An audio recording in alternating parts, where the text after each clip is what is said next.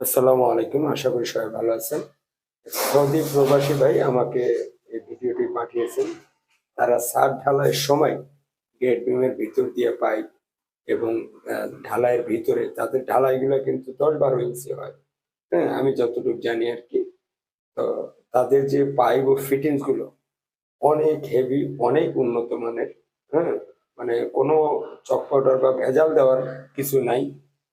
তো দ্বিতীয়ত ওনারা যে গামগুলো ব্যবহার করতেছেন, আমরা বলি সলিউশন, ওনারা বলে হচ্ছে গারা। এই যে শর্ট ট্রাপ ওনারা ব্যবহার করেন, কারণ এখানে লং ট্রাপ ব্যবহার করে না। আর বাইরের দেশে আমি দেখছি লং ট্রাপ নাই, আমাদের দেশেই শুধু একমাত্র লং ট্রাপ। আর এই শর্ট ট্রাপ গুলো প্রায় দেশে এই শর্ট ট্রাপ গুলোই ব্যবহার করা হয়। তো খুবই সুন্দর করে কাজটা করতেছে, আমাকে পাঠাইছে। তো আসলে এগুলো আমি দেখি। তো ভালো থাকবেন। আল্লাহ